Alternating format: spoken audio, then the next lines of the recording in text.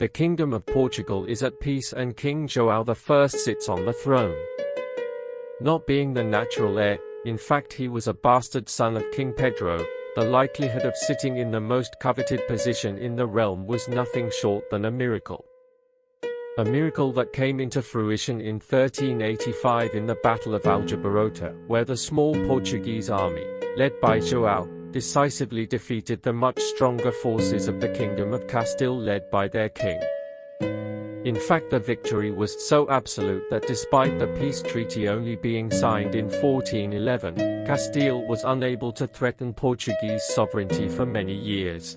The Portuguese monarch was now in the sole role of administrating the country. Portugal was a poor kingdom, lacking natural resources, with a small population and a poor geographic position. On one side the sea, and on the other there's only the hated enemy. The Kingdom of Castile occupies the full length of the shared border and observes its neighbor with badly disguised contempt. Trade can only be done by sea, and the European markets are far away in Central and Northern Europe. The king must find ways for Portugal to survive and grow, but the opportunities are scarce. The majority of the Portuguese nobility wants to continue the war, to loot and plunder its hated neighbor, to gain wealth and honor. These are the sons of those that battled in Aljubarrota, eager to prove their worth against insurmountable odds, just as their fathers had done. The future King Duarte, Princes Enrique and Fernando were some of the most passionate about the endeavor and desired to prove their mettle against their foes, gaining respect and fame. They intend to receive knighthood through heroic deeds.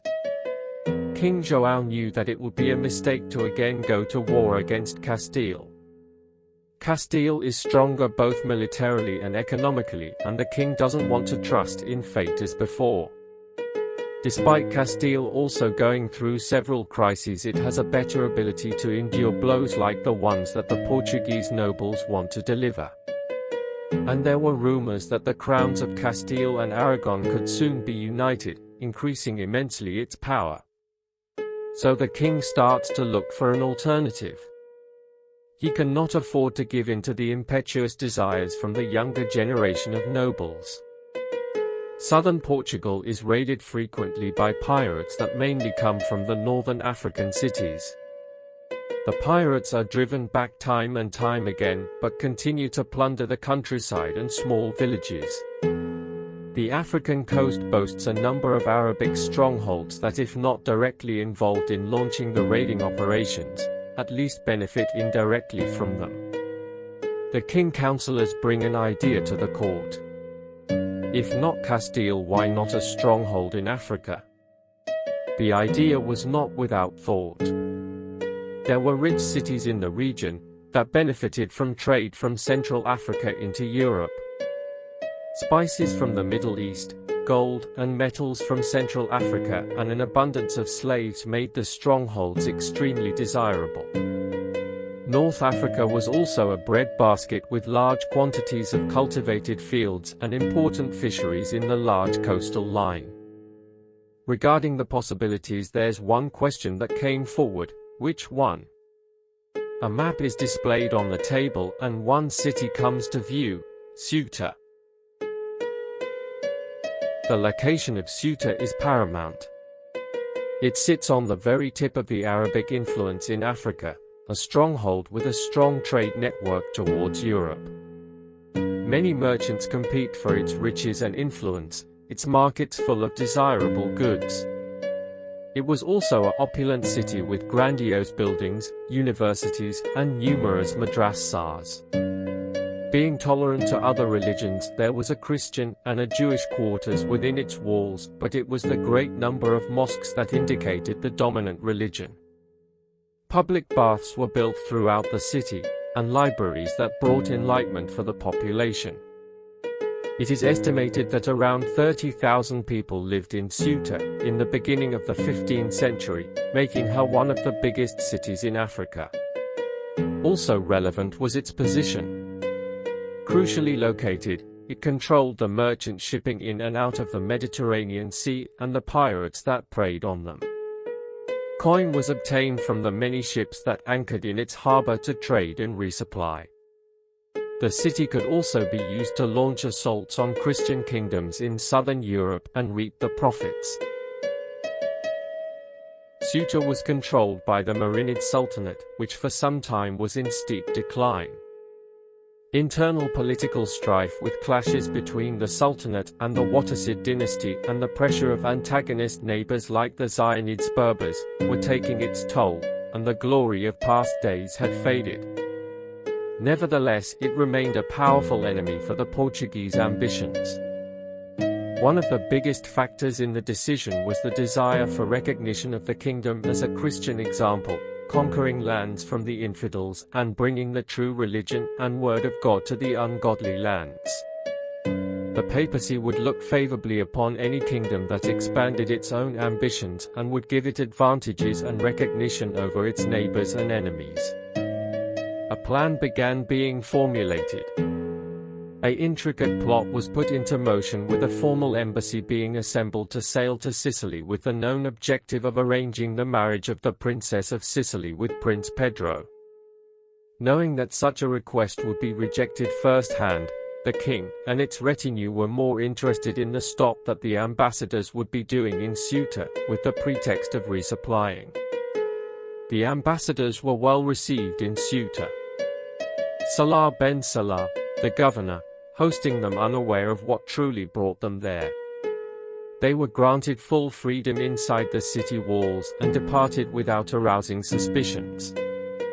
They proceeded to Sicily and then returned home as soon as possible, their mission a success.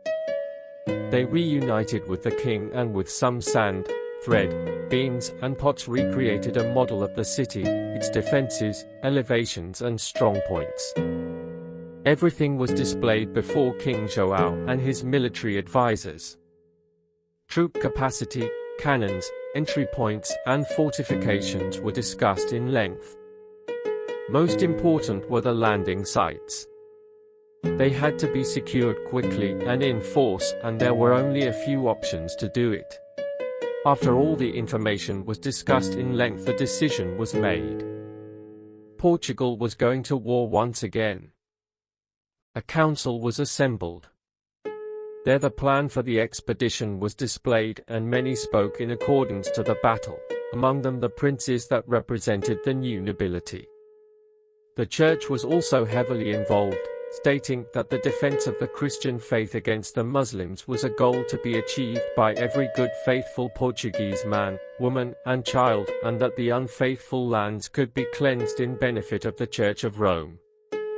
After several arousing speeches, the vast majority of those present agreed with the endeavour, and the preparations begun.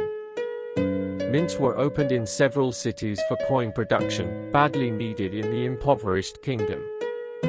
Ships were built, especially in the busy ports of Lisbon and Porto, both great mercantile cities with important shipyards. Other ships were obtained by buying their services, especially German and English. The muster of manpower was done under the king's order, and the nobles that controlled the lands were responsible for getting as many armed men as possible. Food was stocked, meat salted and preserved. Everywhere in the kingdom there was some kind of work towards the expedition, and that didn't come unnoticed by the other European powers. The final objective of the Great Muster was a secret only known by those that were at the King's Council, and by penalty of death was a mystery to the vast majority of men that assembled in the cities to enter the ships. Many rumors were abound, such as the expedition being a pilgrimage by the king to Jerusalem in order to thank the Lord for the victories that united the country. Others thought of a punitive expedition to Granada, or some armada built to defeat North African raiders or harass enemy trading.